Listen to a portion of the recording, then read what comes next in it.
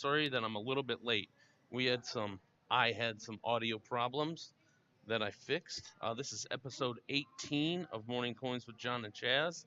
I have my good buddy at CRollo3 with me today. How are you today, Chaz? Doing great, Captain. I'm glad. I'm amazed at your ability to solve problems. Oh, my goodness. It's crazy. Sorry for the glare, everyone. I was getting everything set up and all that kind of stuff. I'm actually at the Gamer Haven where I've broadcast a couple of times. I forgot to change my name.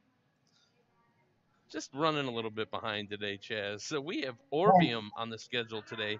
But as you guys all know, because we do some technical analysis, we obviously talk about coins and things like that, we have to take the proper protocols so that you all know that we're not actually giving you any advice or telling you, what to do with your hard-earned crypto. Right, because cryptocurrencies, futures, stocks, and options trading involves substantial risk of loss and are not suitable for every investor. The valuation of cryptocurrencies, futures, stocks, and options may fluctuate, and as a result, clients may lose more than their original investment. All investments discussed on this show are for informational purposes only and are not recommendations to buy or sell. All right, thank you, sir. John, good, you got you up there, John. John Spalding. Wait, they got me up there? Yeah, you're on. Well, you're on the. Your name is changed. Oh yeah, I did that. My ability to solve problems. Yeah, and you my have a problem that you have frozen. to solve, right? Your camera view. How's the internet over there today? Your audio is kind of going in and out. I don't know. Might be the weather. Gotcha. All right. So thanks for tuning in, everyone. Like I said, today's coin is Orvium, and let's go ahead and just dive right into that and get started with the episode. For you guys who haven't been here before, we have actually, Chaz, I got a new feature in here. We have our dial-in number. You can dial that number and hit the room ID 468-186-430 to chat with us live, or you can go to zoom.us and enter that same room ID. We have our slides here. I'm going to just switch that up just a little bit so we can make it bigger. Move that over.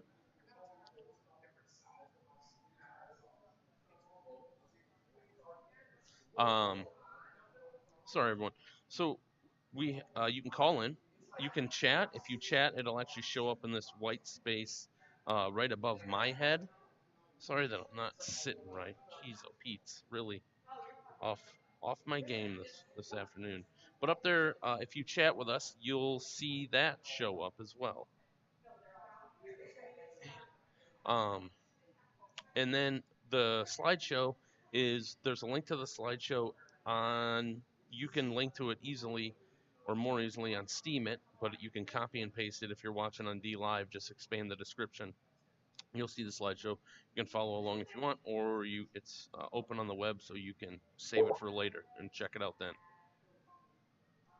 So tell us about our links, man. So obviously the top one is Orvium. There's a great article on Steemit regarding Orvium, so I put that link up there as well. Okay. And I spelled Orvium wrong. Uh-oh. Your spell checker didn't check anything this week. Orvium. Going back to the Ethereum thing again. Right. There's another article on Steemit regarding that, or Orvium, bringing blockchain to scholarly publications, which I think is great. Now, and then I put some informational links in there. Death of crypto exchanges. This article is indicating that exchanges at one point, once the blockchain advances, will not be necessary anymore. They'll be obsolete. And okay. Watch Your Wallet. Watch Your Wallet is a article on just protecting yourself and your wallets, and what can happen and what can go wrong. On the technical analysis side, Fibonacci arcs, we're using that in an upcoming chart on this show, so that we can see how those work. And because I've seen some people hand draw the arcs on there, but once you look at the actual established technical indicator. It's interesting. And then the last one is you can buy Orvium. It's planned in August. They don't know the date yet, but this is a link to the place where you can buy it. Okay, very good. Shilling for Orvium. Yeah. Have you sold your soul, Chaz? I think it's a great project. I said, have you sold your soul, Chaz? No, I have not yet. You said you think it's a great company? I think the project is a great idea. That's right. Yeah. I don't know why I say company. In this space, everything's a project until it's a Yeah, company. it's a platform, a project. Yep. But I think this is long. This kind of thing is long overdue. The decentralization, because there's just people that are funneling and controlling things for their own advantage and making a bundle of money off of it. When you say things, speaking of Orvium, you're specifically referring to what? I'm referring to the Orvium platform, which allows people who do research, scientists, let's call them scientists for this conversation, that have done experimentation, want to publish their work. And what happens is, if once we look down a little bit farther, we'll find out that most of the pay goes to the publisher. It's called a triple pay system. Uh-huh. And what it does is it pays the publisher the money, and everybody else sucks wind. Okay, gotcha. And that shouldn't be true. I mean, experimental scientists and other researchers should not have to pay for their own work. Absolutely, they shouldn't. And those are public universities that they're taking people's dollars and teaching classes and also being paid to write and do research. Yes, and I know that. At least in the United States. Yeah. For those of you that are watching out there, are we buffering? Do we have a bad connection? And if you could just put that in the chat, let me know, and just so I have an idea, because I'm showing as we don't have a good speed test right now. So if you are watching in the chat, let me know if it's buffering over there. Sorry about that, Chaz. No, not a problem. So at any rate, the publishers do provide a service, but they are not returning some of that profit back to who's the people who are supplying them with the information that they can publish. And so, does it? I wonder if you'll address this or get into it. Will it get into the university aspect and how that would go to? We do have a chart and an outline showing how that operation works. So as we get down farther, but we do have a video. But before the video, everyone needs a place to buy their crypto, right? That's right.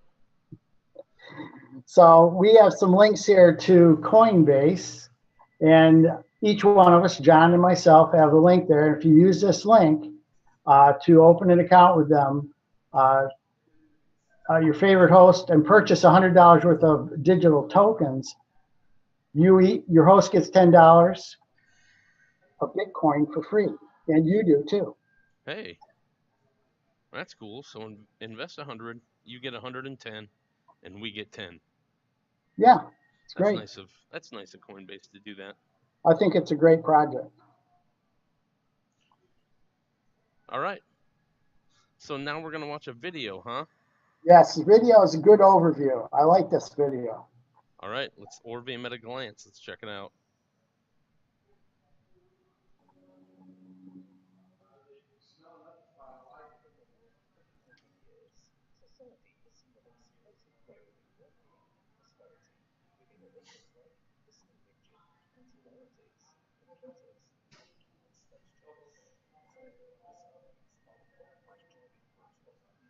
I don't think the audio is coming through.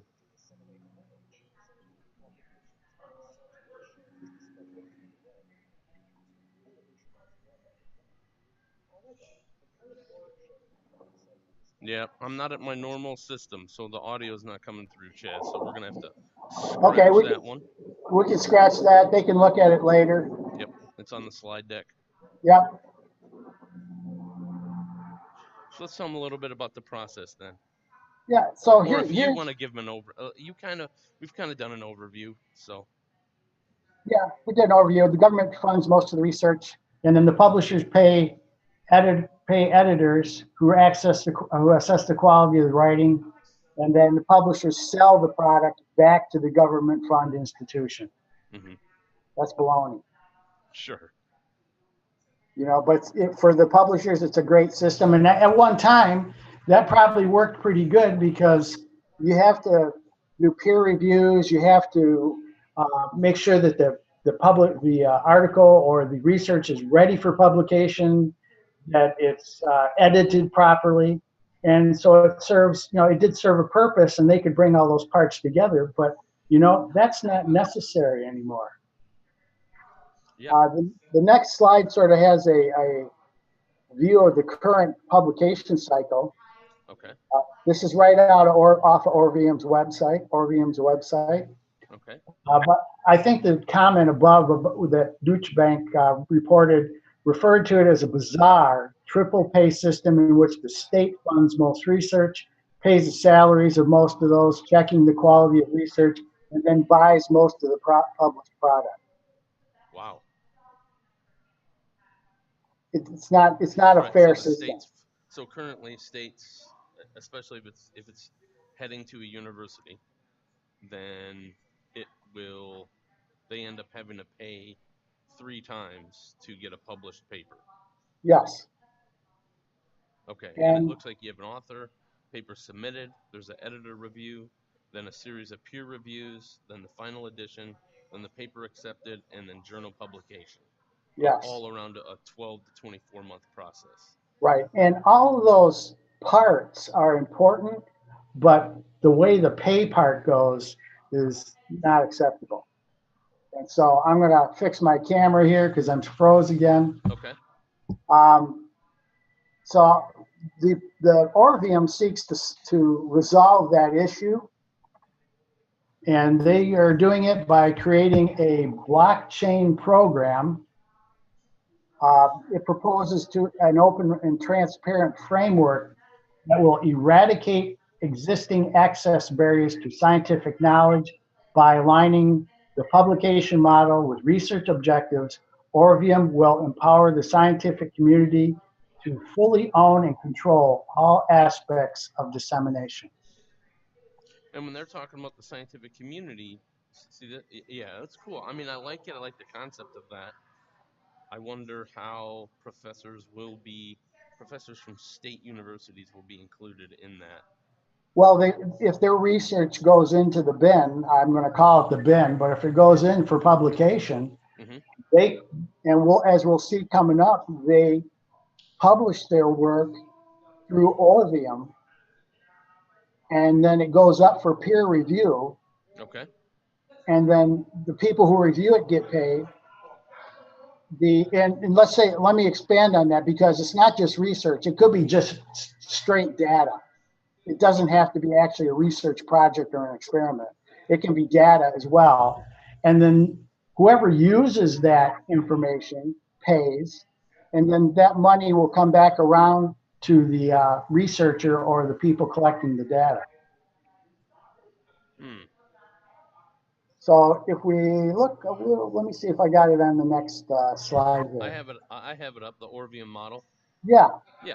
The submit manuscript, proof of existence of authorship, turns into a published manuscript, and then it either, from there, if it needs to be reviewed, it can go to reviewers. And the reviewers will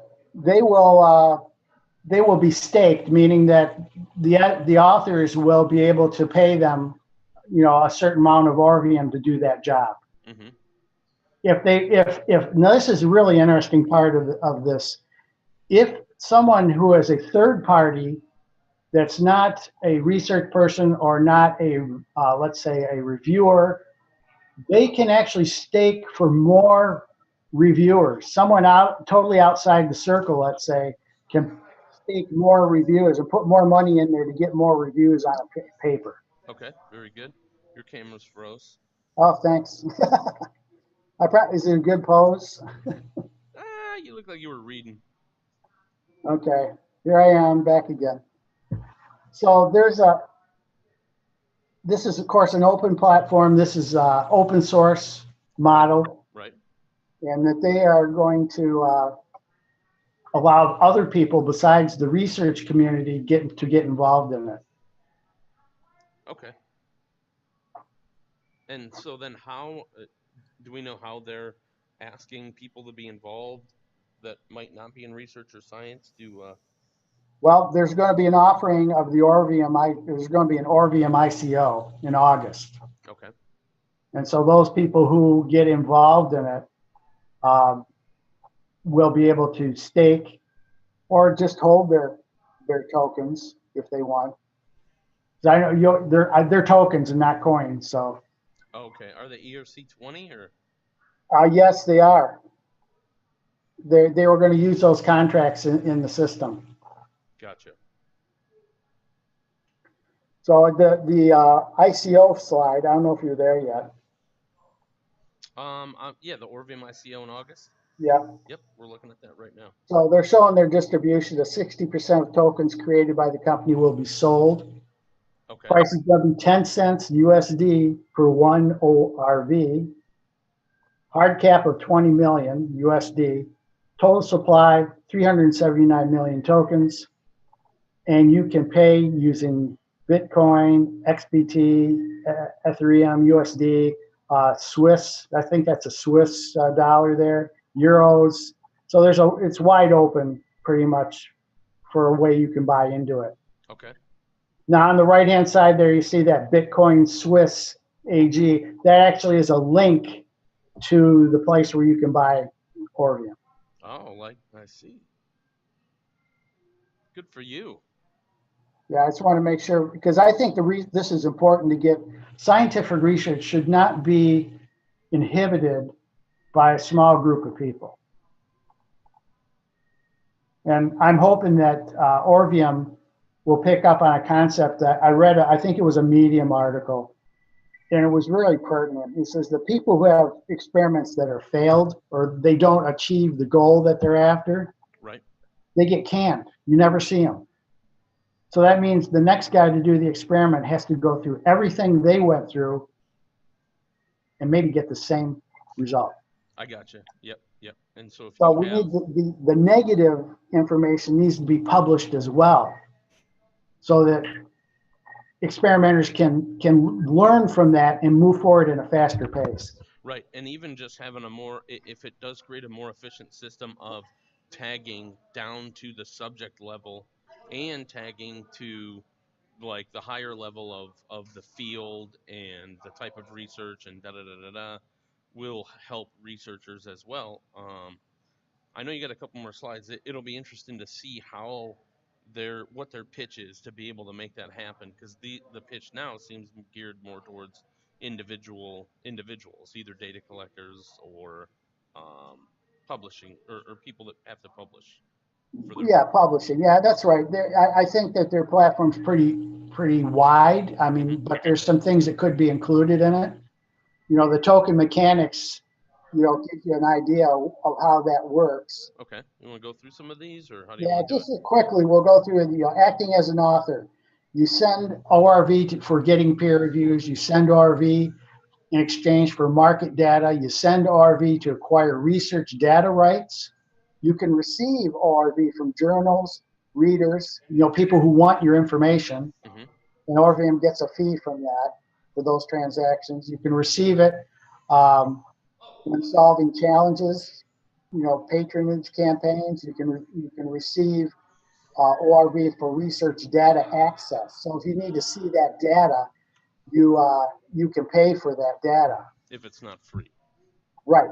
Okay. Yeah, and it could be free. And you can get ORV for doing peer reviews. Right. And ORV, you can receive it when doing the reviews. So the peer reviewers can get paid for that. Now they can create sub groups in Orvium. So you could have your own type of journal review in there. You could create it. Right. And so I see here too, then journal reviews can receive ORV from readers. Right. So if you create a journal that wants to promote certain types of research or data, you create that journal, and then it operates very similar to the open platform. So they don't really have to have, I would say, university. I mean, they would have to have university blessing or support, but they don't need to have permission because this would allow the researcher to still publish with the university under the university name, and but they would still be able to act autonomously with the journals like they currently do. Like professors submit their own articles that they might co-write with someone from a university or co-write with someone from a different university, but they all submitting to the journal process might still be the same for them.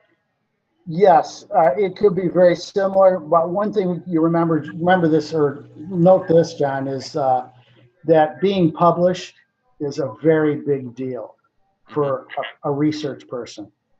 Yeah. Um, having published papers, it's like having multiple gold stars on your forehead. Oh, well, that's good. I have two published papers. Oh, great. Yeah. They're in organization development and change, and they're written with one of my mentors, Okay. but my You name's still on there. you need to brag about that because that is very important. You see, I didn't even know that. Yeah, if anyone wants to read them, I'll send them to you. Yeah, please. Yeah, give us a link for that so we can look at that. That's great. Okay. Okay, so All moving right. along to the Yep. next one, um, the token for peer reviewers. So peer reviewers are important because these are the guys that look at your homework and basically say, yeah, that's great, you did it right, or no, there's a problem here, Yeah. or something needs to be addressed. So the reviewers are free to submit reviews to any manuscript at any time. So if there's any remaining stake, and we talked about the stake process in the beginning, in the manuscript submission, the reviewer may claim the specified amount. If no stake is available, then the author may or may not reward the reviewer. So it's up to the author. Yeah, if he's not staked, he might want to put some money in there to get someone to review it. Yep. I gotcha. And authors are probably going to want to stake it if they want to have their manuscript reviewed. Correct. It sounds logical. And And here's the other, go ahead, John. currently, there isn't any compensation for peer reviewers that I know of, like for the journals that I've done. Now, I think for some there are, or it's worked into just their job at the university is that they have to review a certain number of articles.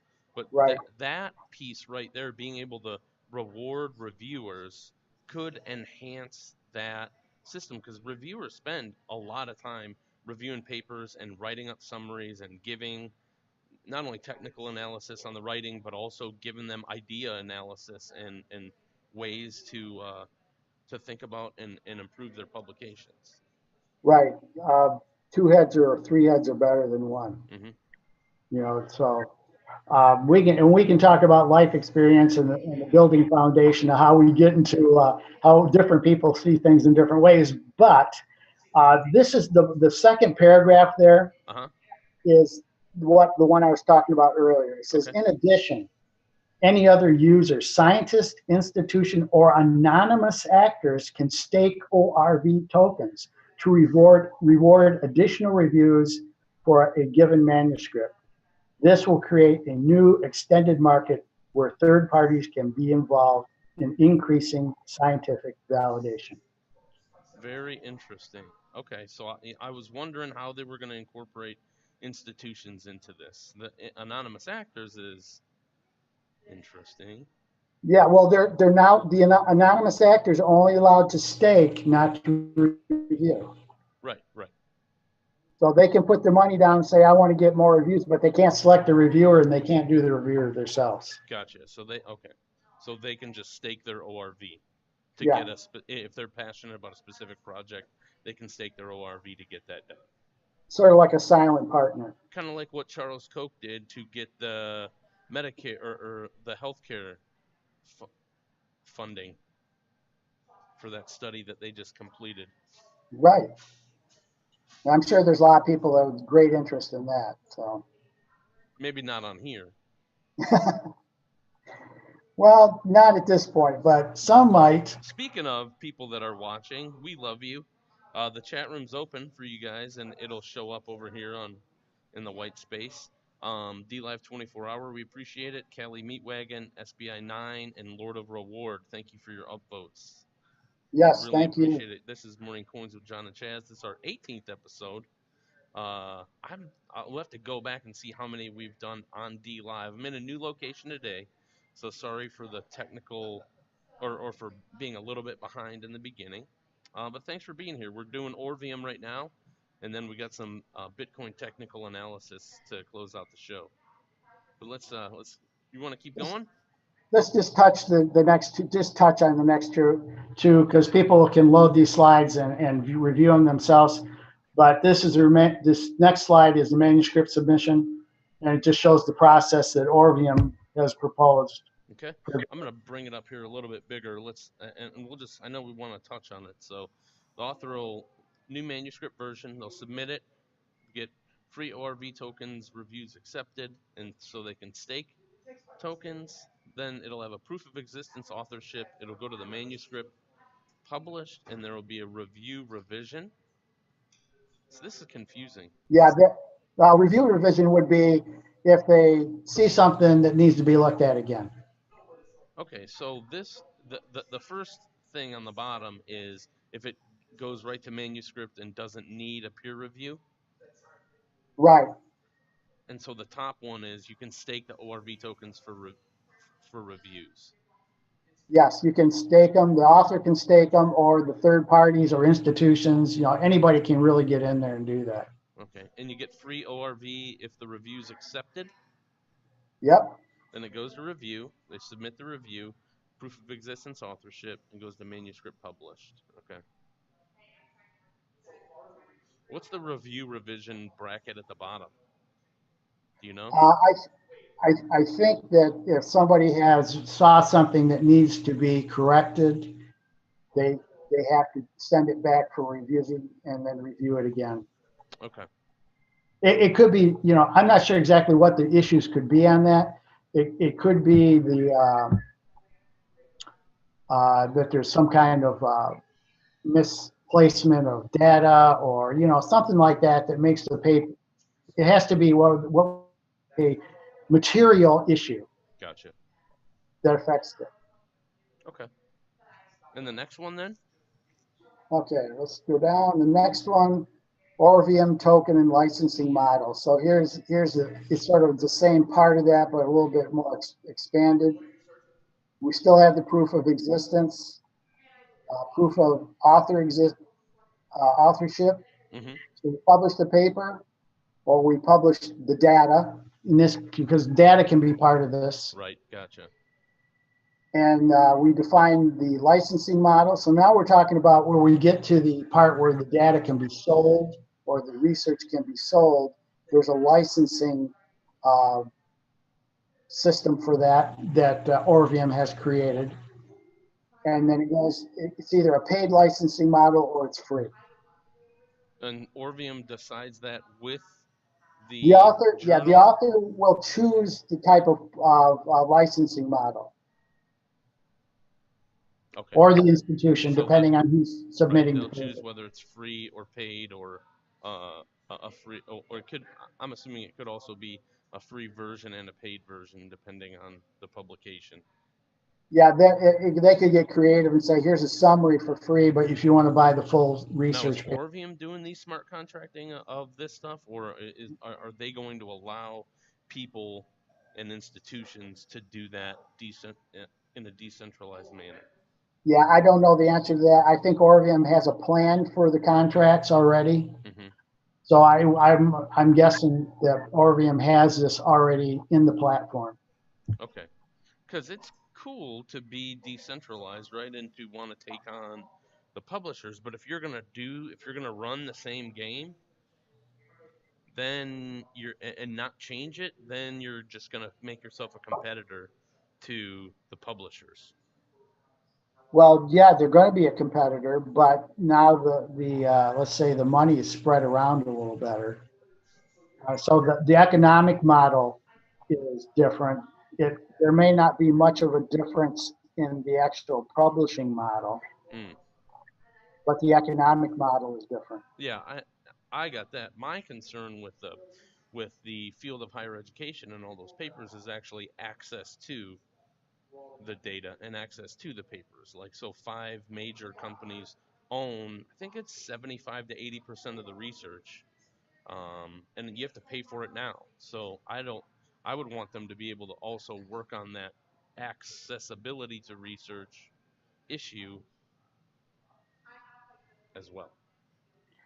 Having some kind of pay to use process is good for the authors. Yeah, So I I agree. guess what we're doing there is we're taking, in the old model, we're taking the publisher out of the middle. Because Yeah, they're the ones that got paid, and now the authors are getting paid. and I'm cool with that. Like I said, and I'm cool with that part too. But the my problem more is with distribution of the information. The actual information. Right. Yeah, that's something that's going to have to work itself out. And I'm sure it will, because it's going to be up to the authors and the data owners to Yeah, and decide. if people are gonna want to read the article, they're gonna have to decide if they want that one or not, Right, and the authors are going to have to decide whether whether it's they, free or paid. right, and whether that is a significant restriction. Okay, I got you. Yeah, right. Because then if universities do it and they decide that it wants to be free and the author's okay with it, then it's made available. Right, If they it's out want, there. if the author and the school that funded it or da da da da wants to make it paid or private, then you go through the paid model. So I guess that is, they are addressing it that way. And like you said, it, like everything else in the free market, it'll work itself out. Yeah, and keep in mind, John, that if you just look at the music industry in its early stages, a lot of people who created music and created different recordings didn't get any money. I mean, they got to pay, they got a lump sum, which was small, and in the early years, they didn't pull down any big money because the record companies were pulling it all down. Yeah, yeah, right. I got you. I got you. So it's disruptive. It's disruptive enough. Yeah, it spreads. Like I said, it spreads it out a little bit. Not people, more people are getting to take advantage. Speaking of more people taking advantage, universal basic income should be something that more people should take advantage of. Yeah, I have on my side. I have two referrals, and I'm quite surprised that's all I have. Hey, but you have 2 referrals. That's awesome. Yeah, it is. I like it. It did help a lot, but I'm looking for more. Oh my Yeah, goodness. You want more universal basic income? yeah, I do, and then other Having people can do the same thing. having a nickel in this free account isn't enough for you? I'm up to 7 cents now, John. Come on, let's not downplay this. No, but seriously, you guys, we are both supporters of Mannabase. We're actually trying to do another follow-up show and have some people from Mannabase be featured. Um, and I'd also like, if some of you guys are listening out there, I'd love to do a feature either as part of the Mannabase show or to separately to do the Steam Steam Basic Income or SBI project. I know SBI 9 is on here. I don't know if he's watching or not, or she. We'd love to feature that program on here and have you guys talk more about that and help with either curation or getting some eyes on your stuff and things like that. So Yes, I would. This is week 5 for Mannabase for me, okay, and we're up to 7 cents, 7.5 cents at this point. Um, it's going well. I think that uh, the price of Manna is down at the moment. So yeah, I at see the that. time I just did, this is 0.0015. That's like 15 tenths, 15 hundredths of a penny, Yep. right? I'm getting that right. So, but Yes. it's still increasing. It does, and it's a good system. It's a good program right now just to have a wallet. You do the standard know your customer stuff. You'll get a referral link, and then you get more mana tokens or mana coins, I should say, based on how many people sign up. And the purpose is basically around the question: what would you be doing if your basic needs and basic expenses were covered? Yeah. and answering that question. So, Yeah, and keep in mind that when they do sign up, they have someone that signs up using their referral link. That first person increases their return 100%. The next one is another 100%.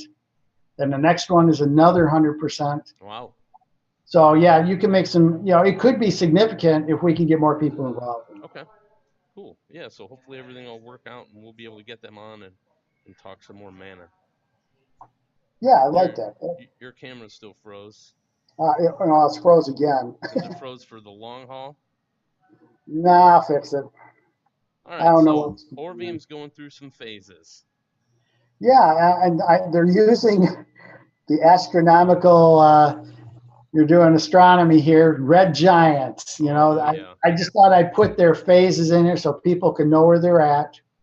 I'm not going to read through all of them, but there was 5 phases, and the last one is going to be the pulsar. I always thought pulsars were like these super destructive entities in the So universe. we got red giant, supernova, white dwarf, neutron star, and pulsar Right. by quarter So one of 2020. yeah, they're going to deploy the mainnet then. The Orvium ICO is coming up here in August. There's no date given in August, but it's coming up. So guys, keep your eyes open for that one. You can go to their website; they'll tell you And when that it's link is happening. that link's on the slides on that Bitcoin Deutsch logo. Right. Cool. All right, we have our founders. Yeah, and I did research all these guys. Okay. So I know you always ask me that when I come on the show, and So they sometimes I exist. look at the first guy, but I looked at the 3 guys this time. I looked at all of them. They're all out there. They all have significant web presence. What I found interesting, though, on the first 2 guys, Manuel has another name. Oh, he does. Yes, and I think I saw it on LinkedIn. It was Manuel Martin Marquez. Okay, And interesting. I don't know. I mean, it might just be he whacked that off to shorten it. Right. I'm not sure. And Antonio Romero has Marin after his name when you look at him on LinkedIn. Okay. So, but these are all real people. They exist. They seem to have some significant background in science. Mm-hmm. Both Manuel and Antonio have worked at the CERN project, which is the accelerator. Yep. And then Roberto, he has some experience in international companies, so Dutch Telecom. So he's got some significant experience as well. And he built his own software house in 2016. Wow. Good job, Roberto. Yeah. On top of these 3 guys, they have 6 scientific advisors, Okay. and they're heavy on the PhD side, so they have significant education, and 7 strategy team members. And they have a PR, a big PR firm, a couple PR firms working for them. Yeah. So they're on their game. You would expect that too, because we're dealing with publications here, right? Right. So, and then lastly, they have 7 technical staff. So they have a pretty good sized staff working on this project. And from the looks of their backgrounds, they're into this big time. They enjoy it. Okay. Good. Yeah, I'm sure something had to drive them to want to claim that space, right? Right. Because that's not like something that most people would think. This is what I want to apply blockchain technology to help fix, They're driven. Yeah, that's right? correct. To do publishing and working with scholarly research and peer reviews and institutions of higher education and all that stuff. It's a daunting task. There's no better place where it's cutthroat for no reason than Right. at universities. And when I say cutthroat for no reason, I mean because they universities themselves are siloed from each other, so they don't do a good enough job at sharing data back and forth and getting students to research smarter, not harder, and all that kind of stuff. Yeah, there's a territory that's being protected. Exactly, and it hinders our overall what we could achieve as a globe Right. if you scale it up. All right. Well, that's Orvium. Good job, Chaz. Thanks. I enjoyed this one. This was a very interesting project, and I believe in it. Cool. Okay. We have our CCI index we're going to take a look at. We're looking at it. What I did this time was I made some notes here. Last time we were on, uh, the 52-week change was up 138%. This time it's up 97, almost 98%. So we've got a little pullback going on here. Our year to date of our last show was 63% down. Now we're down 64%. So we've lost a little. I don't And have that. it's the notes at the bottom. You see Oh, them? I see. No, no, I don't. It doesn't show those. Oh, sorry. I'll try to make sure you get to look at those next time. Okay. Um, month to date, we're up 1.7% at our last show. Uh-huh. We're down 2.72%. Oh man. So it looks like a lot happened in this last month. Yeah, I think, and there's rampant speculation on what's going on. Oh yeah, that's part of the market speculation. Mm-hmm. So I promise we do some Bitcoin technical analysis. I'm assuming that these last two slides are just that, correct? Yes, sir, they All right. are. I remember you had sent me an article and asked me to comment on it, and I did. did.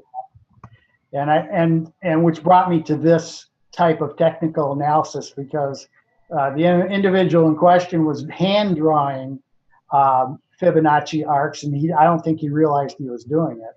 But that right away when I saw it, that's what came to mind. So I decided to apply that Fibonacci arc to the Bitcoin chart, Okay.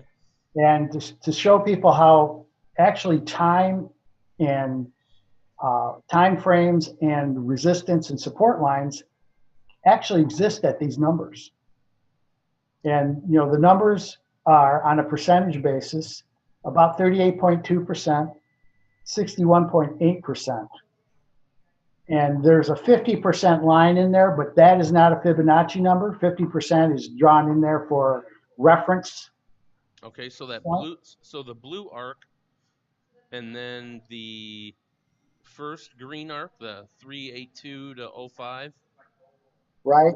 Okay. And then the 50% arc is put in there, is not a Fibonacci number, Mm-hmm. but it does have significance in these types of analysis. Gotcha.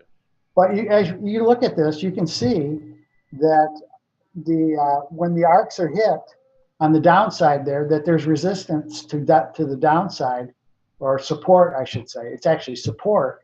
And once they break through, they go to the next arc.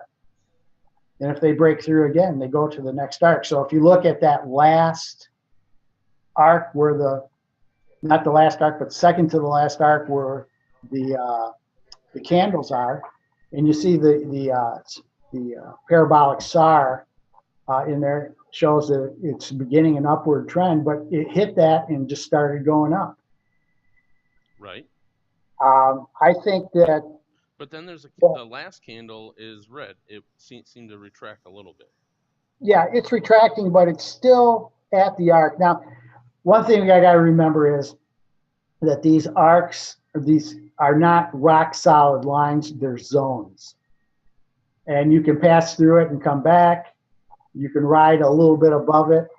But it is a place where you're going to experience either support or resistance. Okay.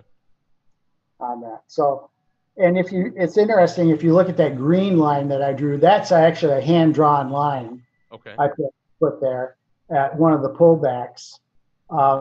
It come pretty close to that and then took off again. Took off back up. Yeah.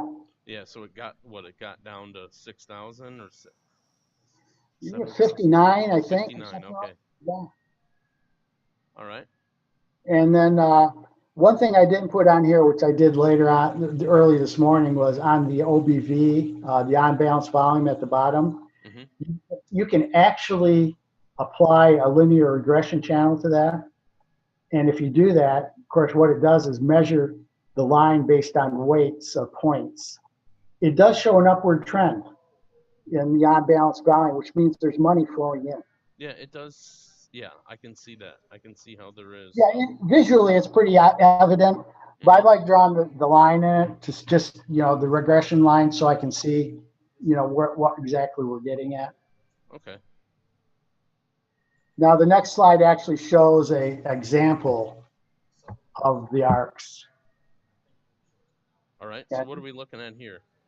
Well, this is Home Depot, but what I wanted to explain is that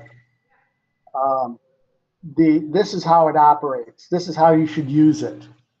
So you take up You're and saying draw. the Fibonacci arcs. That's how you use it. Yeah, this is basically how you use it. You draw a baseline from the low point to the high point, and that gives you your speed and resistance lines. Okay. Or arcs, I should say, arcs. Mm-hmm. And so this is on stockscharts.com. You can go there and review this, and they'll give you a little training session on it. The previous slide, the chart was off of TradeView, which it's a pretty phenomenal charting system. Gotcha. That's free. Okay. So, people can get on there and they can apply all kinds of technical indicators and drawings. Yeah, sure. Or they can hand draw it themselves if they want. Okay. Those are my technical analysis today. And I guess if looking at the TradeView chart, mm-hmm. I'm thinking this thing is probably, we're going to see this hit 10 again. That's my guess. Oh, you heard it here first, everybody. Yeah, you heard it here. We're looking at 10. You obviously heard it here because your cameras froze again. You did not see it. You heard it. It wasn't me. I'm a ventriloquist. Thanks, Sean S. Porter, for the upvote. We appreciate it. Bingo. And there we go. There you have it, you guys. That's Orvium. That's our Bitcoin technical analysis for today. We did Fibonacci arcs. Thank you, Chaz, for doing that. And we appreciate all of your guys' upvotes and sharing this out with folks. Do we know what next week's coin is going to be? Digibyte. You don't read your emails, do you? No. We're not doing Digibyte next week. Okay, I'll do something else then. There's special reasons why we're not going to do Digibyte next week. Okay. I won't ask you to divulge those special reasons. Yeah. But I will. I'll come up with another coin. There's plenty of them out there. Thousands. Yes, thousands. Thousands upon thousands. But I like to have good use cases. Did you see my video where I showed a clip of Andreas Antonopoulos and his discussion about Ethereum and Bitcoin? No. Oh, you should check that out. Okay. I did it this week. And it's on Steemit? Yeah. Okay. All right, Thank you, Steemit. That is our show for today. And as always, myself and Chaz from G1NBC appreciate your upvotes and your time. Please share this with people that you think might like the show. Let me go back to our sponsor slide. Again, thank you, DLive 24 Hour. If you want to be on that side above Chaz, contact one of us, and we'll get your show or project up there and give you a special promo during each episode. So thanks for that. And then check out the slides. They're available on the web, and we'll have the VOD version out on YouTube for all of you to share as well. Excellent. Thank you, everyone. So thanks for tuning in, everyone, and we'll see you back at our regularly scheduled time next Tuesday at 10:30 a.m. Eastern Standard Time, 1:30 p.m. UTC for the next Morning Coins with John and Chaz. We'll be here. Be with us. All right. Hey, thanks, Chaz. Good job today. Thank you, sir. Yep. And we will see you all later.